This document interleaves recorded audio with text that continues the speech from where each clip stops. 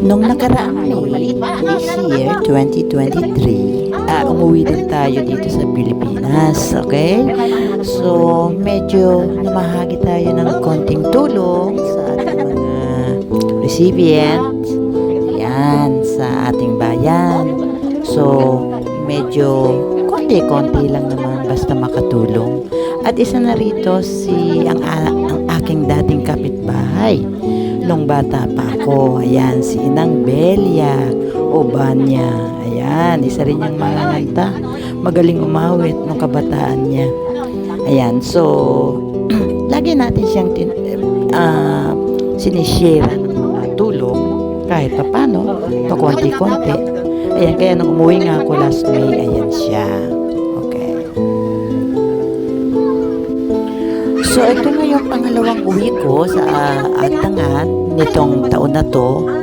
Muli natin binalikan si Inang Belia. Ayan, hinanap natin siya.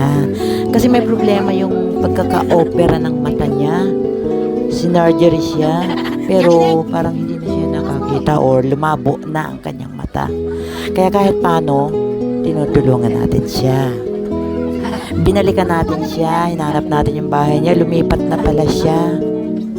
So, kasama pa rin niya yung anak niya si Jasmine. Ayan, nagdala tayong muli ng konting tulong. At yung mga may mabubuting puso po dyan na gustong tumulong kay Aling Belia, ayan, mag-message lang po kayo sa akin at ibibigay ko sa inyo ang number ng anak niya para kayo na po ang magbigay ng inyong tulong sa mga alam kong marami may mabubuting loob pa dyan sa atin. Dito, mga kaibigan ko. Ayan si Inang Belia. Mukha namang mas okay siya ngayon kaysa nung nakaraang dalaw ko sa kanya. Ayan. Pero siyempre, kailangan pa rin niya ng tulong kahit papano. Ayan. So, binibigyan natin siya ng konti-konti. So, tumatawag po ako, humihingi po ako ng konting tulong sa mga may maraming mabubuting loob pa dyan. Ayan, tulungan po natin si Aling Belia. Message lang po kayo. God bless you all. Maraming salamat po. At sana gumaling ka na po, Aling Belia.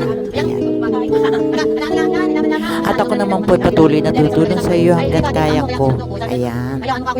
At alam kong mararami pa pong magagandang loob na gusto rin tumulong sa inyo.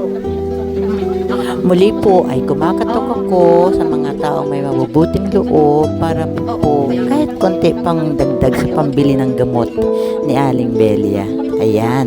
Message lang po kayo at ibibigay ko sa inyo ang contact number niya. God bless everyone.